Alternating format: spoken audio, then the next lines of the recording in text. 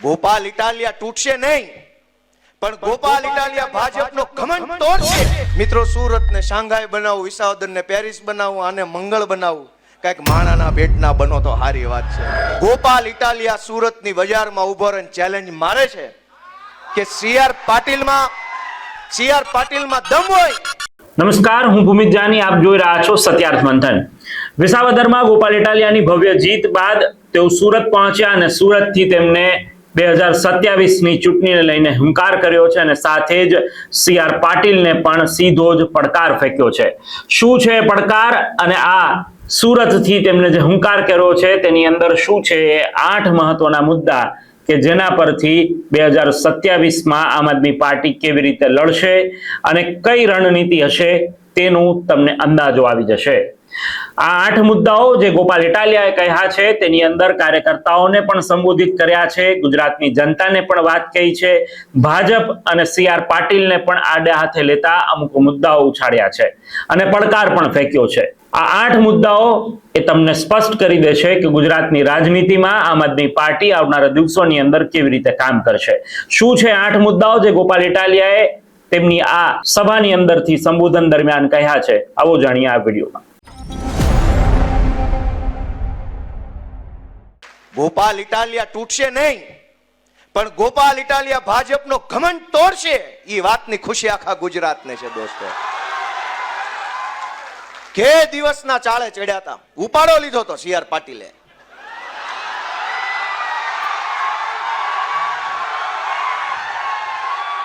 CR પાટીલે ગુજરાત આખામાં ઉપાડો લીધો કે ધારું એને તોડું, ધારું એને પક્ષ પલટો કરાવું, ધારું એને જેલમાં પૂરું. દોસ્તો સીઆર પાટીલે ઉપાડો લીધો. અહીંથી ધારાસભ્ય તોડું, અહીંથી તોડું, ન્યાથી તોડું, ઓલાને લઈ લઉં, આને લઈ લઉં, આને લઈ લઉં. ગોપાલ ઇટાલિયા સુરતની બજારમાં ઉભો રહીને ચેલેન્જ મારે છે કે સીઆર પાટીલમાં દમ હોય તો હવે પછી ગુજરાતનો એક કઈ ધારાસભ્ય તોડીને ખાલી ચૂંટણી કરી બતાવે. હું જોઉં છું કોણ છે સીઆર પાટીલ. હવે પક્ષ પલટો કરાવે અને ચૂંટણી લાવે, પેટા ચૂંટણી ગુજરાતની ગમે સીટ ઉપર. સીઆર પાટીલ સામે મોરે મોરો નો મારી દો તો દોસ્તો સામો ન મળે. દોસ્તો, ગુંડાગીર્દીની હદ વટાવી પાટીલના કાળમાં. દોસ્તો, રાજનીતિને ખાડે લઈ જવાનું, તળિયે લઈ જવાનું કામ આ સુરતની ટોળકીએ કર્યું. દોસ્તો, મને એ વાતનું એટલું બધું દુઃખ છે એ વાતનું કે આમ ન હોય. આ ગુજરાત સરદાર પટેલ, મહાત્મા ગાંધી જેવા પુરુષોનું ગુજરાત છે, જેણે આખી દુનિયાને દિશા બતાવી. ગાંધીજીએ સત્યાગ્રહનો, અહિંસાનો, લોકશાહીની લડત લડવાનો રસ્તો આખી દુનિયાને બતાવ્યો. એ ગાંધી આપણા ગુજરાતના. જે સરદાર પટેલે માણસને બળુકો બનાવવાનું કામ કર્યું, ખેડૂતો માટે સત્યાગ્રહ કર્યા, સરદારનું બિરુદ મળ્યું ખેડૂત માટે લડતા લડતા. ઈ ગાંધી અને ઈ સરદારના ગુજરાતમાં બુટલેગરોના હાથમાં સરકાર આવી. એ વાત ખટકે છે મને. ઈ વાત ખટકે છે કે ગાંધીનું ગુજરાત બુટલેગરના હાથમાં ન હોવું જોઈએ ભાઈ સાહેબ. અને અમે હાથ ઉપર હાથ રાખીને નિરાશ થઈને બેસી રહેવા વાળા માણસો નથી. અમે સંકલ્પ કર્યો કે કોઈ બોલે કે કોઈ ન બોલે, કોઈ લડે કે કોઈ ન લડે, કોઈને ફરક પડે કે ન પડે, ગોપાલ ઇટાલિયા, આમ આદમી પાર્ટી એ લડશે, બોલશે, અવાજ ઉઠાવશે ને બુટલેગરોને હટાવી જનતાનું શાસન લાવશે. દોસ્તો, સત્તાનું બળ મોટું બળ નથી, પોલીસનું બળ મોટું બળ નથી, રૂપિયાનું બળ મોટું બળ નથી, ગુંડાનું બળ મોટું બળ નથી. દુનિયાની તમામ તાકાત લાગી જાય તો પણ સત્તાનું બળ મોટું બળ નથી. માણસનું મનોબળ છે એ દુનિયાનું સૌથી મોટું બળ છે. અને આઝાદીની લડાઈ એ મનોબળથી લડાઈ. એક તરફ સત્તાનું બળ, એક તરફ મનોબળ. ઇતિહાસ આપણી નજર સામે છે. કોણ જીત્યું? સત્તાનું બળ જીત્યું કે મનોબળ? અને આ વિસાવદરની ચૂંટણીમાં પણ એક તરફ સત્તાનું બળ, ભાજપની આખી સરકાર, ભાજપના મંત્રી, ભાજપના ધારાસભ્યો, ભાજપના ચેરમેનો, ભાજપના બુટલેગરો, ભાજપના જમીન માફિયાઓ, ભાજપના ગુંડાઓ, ભાજપના બળાત્કારીઓ બધા જ વિસાવદરમાં એક તરફ આખી સત્તાનું બળ, એક તરફ આમ જનતાનું મનોબળ, અને દોસ્તો ભીષણ યુદ્ધ થયું અને મનોબળ જીત્યું. એ વાતની ખુશી આખા ગુજરાતમાં છે. તમે એક કલ્પના કરો ગુજરાતના નાગરિક તરીકે કે ચંદ્ર ઉપર જવાનો રસ્તો છે, મંગળ ઉપર જવાનો રસ્તો છે, પણ પાણી કાઢવાનો રસ્તો સુરતમાં નથી. એવું કેમ થાય? એવું કેમ થાય કે ચંદ્ર સુધી જઈ શકાય, પણ હાય ભરાણેલું પાણી છે, ખાડીનું પાણી તાપી સુધી કેમ નથી લઈ જઈ શકાતું? શાસકો નિર્બળ છે, શાસકો કાયર માણસો છે, લાયકાત ન હોય એવા માણસો સત્તામાં બેઠા છે. અને કોણે બેહાડ્યા છે? વિચાર કરો કે કોણે બેહાડ્યા એને. આપણું મન એમ કે ને મેં બેહાડ્યા, તો આપણે આપણો આત્મા જગાડવાની જરૂર છે દોસ્તો. 30-30 વર્ષ થઈ ગયા, ક્યારે જાગશે આપણો આત્મા? અને ખાલી સુરતની ક્યાં વાત છે? વડોદરાની અંદર ગયા વર્ષે પૂર આવ્યું હતું, બધાને ખબર છે કે નહીં? એની પહેલા જુનાગઢની અંદર પૂર આવ્યું હતું, જુનાગઢ મહાનગરમાં. ગયા એની પહેલાના વર્ષે અહીંયા ભાજપ સર્જિત અંકલેશ્વર અને ભરૂચમાં પૂર આવ્યું. દોસ્તો પહેલા જેવો જમાનો નથી કે બહુ વરસાદ આવે ને પહેલા જે પૂર આવતા ને ગામ ડૂબી જતા, જે મચ્છુ હોનારત થઈ, કે પહેલા જે કુદરતી પ્રકોપથી પૂર આવતા, એ નથી આવતા હવે. ભાજપ સર્જિત પૂર આખા ગુજરાતમાં ઝાસવારે આવી જાય છે દોસ્તો. આવું શું કામ? કે જેને આપણે સત્તામાં બેહાડ્યા એ લોકોને ભ્રષ્ટાચાર કરવા, રૂપિયા ખાવા સિવાય ત્રીજી કોઈ વાતમાં કોઈ રસ નથી. જનતા જીવે કે જનતાનો જીવ જાય, સત્તામાં બેઠેલા માણસને એક રૂવાડું ફરકતું નથી. અને આ લાચારી ભર્યું જીવન કરોડો લોકો જીવે છે. એ લાચારીમાંથી બહાર કોણ કાઢશે? આપણે આપણી જાતને પોતે બહાર કાઢવાની છે, આપણે આપણો આત્મા જગાડવાનો છે દોસ્તો. ગોપાલ ઇટાલિયા ચૂંટણી જીત્યો એ કોઈ ઘટના નથી, કોઈ ઇતિહાસ નથી, કોઈ ઉજવણીનો પ્રસંગ નથી. ઘટના ત્યારે બને, ઇતિહાસ ત્યારે બને કે હજારો માણસ ઘરે જઈને પોતાના આત્માને ઢંઢોળે, વિચારે, પૂછે કે ગુજરાતને ડૂબાડવામાં, ગુજરાતને દેવામાં, દારૂમાં, ડ્રગ્સમાં, ગુંડામાં, બધાની અંદર ડૂબાડવામાં ભાજપની સરકારે જે પાપ કર્યું છે એ પાપમાં મારો મત છે કે નહીં? એ સવાલ જો હજારો લોકો પોતાની જાતને પૂછે ને, તે દિવસથી ઇતિહાસ લખાવાની શરૂઆત થાય દોસ્તો. કરોડો લોકોએ પોતાની જાતને પ્રશ્ન પૂછવાનો છે કે આ ગુજરાત બનાવવામાં મારો રોલ શું, અને હવે કેવું ગુજરાત બનાવવું છે.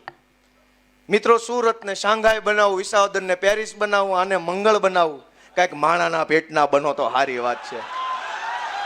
માણા બનો, પેલા માણા ભાજપ વાળા માણા બનો. શાંઘાઈ નથી બનાવવું, કઈક માણાના પેટના થાવ એવી વિનંતી ગોપાલ ઇટાલિયા કરે છે. મારી બધાય આમ આદમી પાર્ટીના સમર્થકો, કાર્યકર્તાને વિનંતી છે કે આપણા ઝાડ ઉપર ફળ આવ્યા છે, હવે આપણે નમવાનું છે, હવે આપણે ઝૂકી જવાનું છે, હવે ટાઈટ રહેવાનો ટાઈમ નથી. ઈશ્વરે વિસાવદર ભેસાણની જનતાએ ને ગુજરાતે આપણને આશીર્વાદ આપ્યા. હવે આપણે વિનમ્ર બનવાનો સમય આવ્યો છે, હવે આપણે સંયમથી વર્તવાનો સમય છે, કેમ કે આપણી ઉપર ફળ આવ્યું, આપણું ઝાડ લચીલું બન્યું છે. આપણે ઝૂકીને વાત કરવાની છે, નમીને કામ કરવાનું છે, વિનંતીથી આગળ વધવાનું છે. ભાજપના કાર્યકર્તા કે ભાજપના નેતા જેવો અહંકાર આપણામાં આવવો ન જોઈએ. એ અત્યારથી આપણે સમયમાંથી શીખીને જવાનું છે, કેમ કે સમયની થપાટ લાગી ગઈ છે. આપણે એ જ શીખીને અહીંથી જવાનું છે કે હવે પછી આમ આદમી પાર્ટીના કાર્યકર્તાએ ખૂબ જનસેવા કરવાની છે. માત્ર ગોપાલ ઇટાલિયા ધારાસભ્ય બન્યો હોત તો ગોપાલ એકલો નાચતો હોત, ગોપાલ ઇટાલિયા એકલો ધારાસભ્ય બન્યો હોત તો 4-5 જણા આગળ બેઠા એ નાચતા હોત. ગુજરાત આખાના હજારો લોકો ધારાસભ્ય બન્યા ને એટલે બધાય નાચે છે. આ ચૂંટણીમાં ગોપાલ નથી જીત્યો, જનતા પોતે જીતી છે, અને એટલે જ તો જનતા ઉત્સવ મનાવે છે. નહીતર રાજનીતિમાં મત ગણતરીની બપોરે 3 વાગે ત્યાં લગભગ બધું ચોખ્ખું થઈ જાય કે કોણ આવે છે ને કોણ જાય છે. સાંજે 7 વાગ્યા સુધી નાચવા ગાવાનું બધું પતી જાય, બીજે દિવસે સવારે 10 વાગ્યાથી રાબેતા મુજબ બધું હોય. બીજા દિવસથી ઉજવણી લગભગ કોઈ ચૂંટણી ન હોય. આ ગુજરાતના ઇતિહાસની મેં મારી જિંદગીમાં જોયેલી પહેલી ચૂંટણી છે કે 1 અઠવાડિયું થવા આવ્યું તો કોટો ઉતરતો નથી. એક બાળકને ભણાવવા માટે મા બાપે કેટલી લાચારી વેઠવી પડે છે. તમે કલ્પના તો કરો, અવળો મોટો મહાન ભારત દેશ, 5 ટ્રિલિયન ઇકોનોમીની મોટી મોટી વાર્તાઓ, દુનિયામાં ડંકો વાગી ગયાની વાર્તાઓ, વિશ્વમાં ભારતનો પાસપોર્ટ દેખાડો ત્યાં તો દુનિયાના દેશો ધ્રુજે છે એવી બધી વાતો. અને હકીકત એ છે કે સુરત જેવા શહેરમાં એક દીકરો ભણાવવા માટે થઈને મા બાપે કેટલી લાચારી કરવી પડે છે. આપણને એ વાતનો અંદરથી ખટકો લાગવો જોઈએ, અંદરથી આઘાત લાગવો જોઈએ કે અવળો મોટો વિશાળ ભારત દેશ, 140 કરોડની આબાદી, અબજો રૂપિયાનું બજેટ, અને અવળો દેશ એક આપણા દીકરાને ભણાવી નહીં શકે. આરટીઈના એડમિશનો કર્યા હોય, એની અંદર પ્રાઇવેટ સ્કૂલો દાદાગીરી કરે, વાલીઓને ધમકાવે, સરકારી તંત્રનો દુરુપયોગ થાય, તારી ઉપર ફરિયાદ કરાવી દઉં, ખોટો દાખલો કઢાવ્યો છે, ખોટું એડમિશન છે. પોતાના દીકરા કે દીકરીને સારું ભણતર અપાવવા માટે મા બાપે લોહી પરસેવાની કમાણીથી લીધેલો ફ્લેટ છુપાવવો પડે, અને પોતે જાણે ચોરી કરીને ફ્લેટ લીધો હોય એવી અંદર ફરક પડે કે ખબર પડી જાય તો ખબર પડી જાય. એ ફ્લેટ ચોરીનો નથી, પરસેવાના પૈસે ફ્લેટ લીધો છે, પણ દીકરો ભણાવવા માટે થઈને ફ્લેટ ન બતાવે, અને એ વાતની ધમકી સરકારી તંત્ર મારે તમારે તો ફ્લેટ છે. ફ્લેટ ક્યાં ભાજપ વાળાએ આપ્યો? એ તો અમે પરસેવો પાડીને લીધો છે. તમે અમારો છોકરો તો ભણાવો. મેં વાત સાચી કરી કે ખોટી કરી? મહેનત મજૂરીથી લીધેલી વસ્તુને છુપાવવી પડે, જાણે કે આપણે ચોરી કરતા હોય. એ કેટલો દિલ ઉપર બોજ કેવડો લાગતો છે, કલ્પના કરો. અને તમારી કલ્પનામાં કંઈક વાત આવે ને તો આત્મા જગાડો. ગુજરાતના લોકો એવી ગોપાલ ઇટાલિયો વિનંતી કરે છે કે આત્મા જગાડો. ગોપાલ ઇટાલિયા અત્યાર સુધી આંદોલનકારી હતો, એક્ટિવિસ્ટ ટાઈપનો હતો, થોડોક ઉગ્ર સ્વભાવનો હતો, ગમે ત્યાં બોલી દેવું. પણ હવે તમે મને એક જવાબદારી સોંપી છે, મારી ભૂમિકા બદલાઈ છે. અને એટલે મેં અગાઉ પણ અને અત્યારે તે બધાની હાજરીમાં કે એક આંદોલનકારીની ભૂમિકામાં રહીને મારી કાચી પોચી જેવી સમજણ આધારે હું જે બોલ્યો, મેં જે કર્યું, એ સારું હતું કે ખરાબ હતું, એનું કોઈને દુઃખ લાગ્યું, ખોટું લાગ્યું, આઘાત લાગ્યો, તો એ બધાની હું હૃદયપૂર્વક માફી માગું છું આજે જાહેર મંચ ઉપરથી. કે ભૂતકાળમાં જાણતા કે અજાણતા, પરિપક્વતાથી કે અપરિપક્વતાથી હું જે ભૂમિકામાં હતો એ ભૂમિકામાં જેવડી મારી બુદ્ધિ હતી એવડું હું બોલ્યો, અને ખોટું હોય તો આજે જ્યારે મને સમાજે, લોકોએ, જનતાએ નવી જવાબદારી સોંપી છે, તો હું વિનમ્ર બનવા માટે, વધુ સંવેદનશીલ બનવા માટે, વધુ ગંભીર બનવા માટે તમારી પાસે આશીર્વાદ માગું છું. તમારે જેવો નેતા જોતો હોય એવું મારું ઘડતર કરજો, એવું અમારું ઘડતર કરજો, એવી હું બધાને વિનંતી કરું છું. હું ગુજરાતભરના યુવાનોને એક વિનંતી કરવા માગું છું કે દોસ્તો આવો, આ રાજનીતિના ફિલ્ડમાં આવો. ક્યાં સુધી લાચારી ભર્યું જીવન જીવશું? અનેક લોકો લાચાર જીવન જીવે છે. પોલીસથી બીવે, મામલતદારથી બીવે, હોમગાર્ડથી બીવે, સોસાયટીના અધ્યક્ષથી બીવે, ગુંડાઓથી બીવે, બુટલેગરથી બીવે. દાખલો કઢાવો હોય તો ધ્રુજતા હોય, અડધાક મને આ સાહેબ કાંઈ કહી દેશે કે નહીં કહી દે. ક્યાં સુધી આવું લાચાર જીવન જીવવાનું છે? હાલો, મુઠ્ઠી વાળો, સંકલ્પ લ્યો કે હું કરી શકું. જો ગોપાલ ઇટાલિયો કરી શકે તો ગુજરાતનો કોઈ પણ છોકરો કરી શકે. એ સંકલ્પ લઈને હજારો યુવાનોને રાજનીતિમાં જોડાવા માટે, આમ આદમી પાર્ટીમાં જોડાવા માટે હું ખુલ્લું આહવાન આપું છું. સૌને હું નિમંત્રણ આપું છું દોસ્તો કે આવો. કોઈ આપણું જીવન નહીં સુધારી દે, આપણું જીવન બદલવાનું આપણે પોતે છે. જે રીતે ગોપાલ ઇટાલિયાએ સુરતથી હુંકાર કર્યો છે તે સ્પષ્ટ દેખાઈ આવે છે કે 2027માં શું રણનીતિ હશે અને કઈ પ્રકારે આમ આદમી પાર્ટી કામ કરશે. પરંતુ આવનારા દિવસોની અંદર ગોપાલ ઇટાલિયાના CR પાટીલને પડકારથી રાજનીતિ ગરમાય તેવો માહોલ અત્યારે ચોક્કસથી જોવા મળી રહ્યો છે, કારણ કે ઉમેશ મકવાણા એ પણ અત્યારે વિરોધમાં ચાલી રહ્યા છે. આવનારા દિવસોમાં તે પણ કોઈ નવા ધડાકા સાથે બજારમાં આવે તો નવાય નહીં. પરંતુ જે કંઈ થશે અમે તમને આ જ પ્રકારના અપડેટ્સ અને સમાચારો સાથે અવગત કરાવતા રહીશું. અત્યારે બસ આટલું જ. આપ જોડાયેલા રહો સત્યાર્થ મંથન સાથે. નમસ્કાર. સત્યાર્થ મંથનની યુટ્યુબ ચેનલ સબસ્ક્રાઇબ કરવાનું અને બેલ આઇકોન પ્રેસ કરવાનું, સાથે જ સત્યાર્થ મંથનનું ફેસબુક પેજ લાઇક અને ફોલો કરવાનું અને ઇન્સ્ટાગ્રામ પેજ સાથે જોડાવાનું પણ આપ ચૂકશો નહીં. અત્યારે બસ આટલું જ. મને આપશો રજા. આપ જોડાયેલા રહો સત્યાર્થ મંથન સાથે. નમસ્કાર.